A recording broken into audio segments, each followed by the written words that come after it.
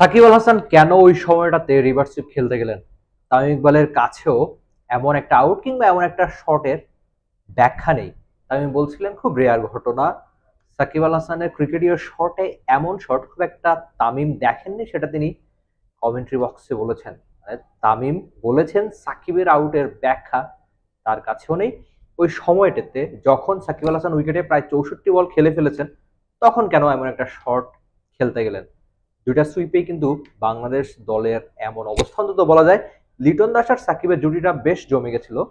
জাদেজা দারুণ প্ল্যান করে লিটনকে ওই শটটা খেলতে অনেকটা বাধ্য করেছেন, আর লিটনও বলটা একটু বাইরে যাওয়ার ফলে কিন্তু ওই দারুণ শটটা খেললে সেই দারুণ শট আবার বাউন্ডারিতে ধরা পড়ে। তার খানিকক্ষণ পরেই অনেকটা বিপরীত ভুল সাকিব আল হাসান করে বসেন, সেটা আবার তার পায়ে লেগে কিপার একটা সহজ ক্যাচ নিয়ে নেয়। তবে কমেন্ট্রি বক্সে তামিম ইকবাল বলছিলেন যে এমন আউট কিংবা এমন শট সাকিবের ব্যাটে তিনি খুব একটা দেখেন না।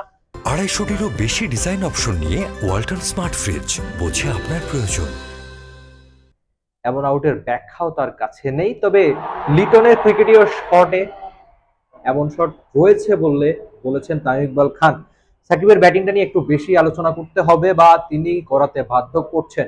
শূন্য থেকেই এই চেন্নাই টেস্টটা তিনি শুরু করেছেন। এর আগে তিনি কাউন্টি খেলছিলেন সারেতে, কিন্তু সেই সারের হয়ে তিনি যে কাউন্টি খেলছিলেন সেখানে সবশেষ ইনিংসটাতে তিনি 0 রানে ফিরেছেন।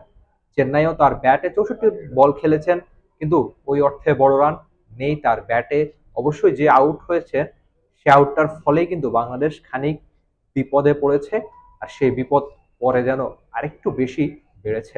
বাংলাদেশের ব্যাটিং ব্যর্থতার একটা দিন, আর এমন দিনে সাকিব আল হাসান আরেকবার ব্যর্থ নিজের ব্যাট হাতে। আর লিটন দাসের আউটটা নিয়ে একটুখানি বলতে চাই, রবীন্দ্র জাদেজা খুব ভালো বল করেছেন, সেই ট্র্যাপেই পড়েছেন একজন লিটন দাস। অথচ রাওয়ালপিন্ডিতে তার ব্যাটেই কিন্তু বাংলাদেশ ইতিহাস গড়েছে, দারুণ একটা সেঞ্চুরি পেয়েছিলেন। অন্তত চেন্নাইতে বাংলাদেশের টপ অর্ডার যখন খুব দ্রুত প্যাভিলিয়নে যায়, হয়তো বাংলাদেশি ক্রিকেট ফ্যানরা আশা করেছিলেন লিটন আজকে অন্তত ভালো একটা রান করবেন, অন্তত বড় ইনিংস তার ব্যাটে দেখবে। তবে শুরুটা পেয়েছেন, ওই যে উইকেটে থাকার যে ব্যাপারটা সেটা তিনি পেয়ে গেছিলেন, কিন্তু ইনিংসটা লম্বা করতে পারেননি এলকেডিও। আর যথারীতি বাংলাদেশের টপ অর্ডার ব্যর্থ, তাদের নিয়ে খুব বেশি বলার নেই, কারণ ব্যর্থতার দিনে ব্যর্থতা ছাড়া আপনি আর কি বা বলবেন। আরেকবার অন্তত ব্যর্থ হলো আমাদের টপ অর্ডার, আর বাকি ব্যাটাররাও খুব একটা ভালো করতে পারেননি। তাই এমন একটা হতশ্রী ব্যাটিং পারফরমেন্স ভারতে দেখালো বাংলাদেশের ব্যাটিং ইউনিট। তবে তাতে অনেক বেশি দায় কিংবা খানিক দায় আপনি অবশ্যই সাকিব আল হাসানকে দিতেই পারেন। তার জন্যই এই চেন্নাইতে আরেকবার যেন বাংলাদেশের ব্যাটিং ইউনিট ব্যর্থ। টপ অর্ডারের দিনে পারলেন না সাকিব লিটনরা, পারল না মেহেদী হাসান মিরাজ। অন্তত বলা যেতে পারে যে এখানে অনেকটা বেশি দায় রয়েছে সাকিব আল হাসান আর লিটন দাসের, যে আউটের ব্যাখ্যা অন্তত তামিম ইকবালের কাছেও নেই। Rifat Emil, T Sports, Chennai, Bharat. For more updates, subscribe to our YouTube channel and click on the bell icon. Follow us on Facebook and Instagram.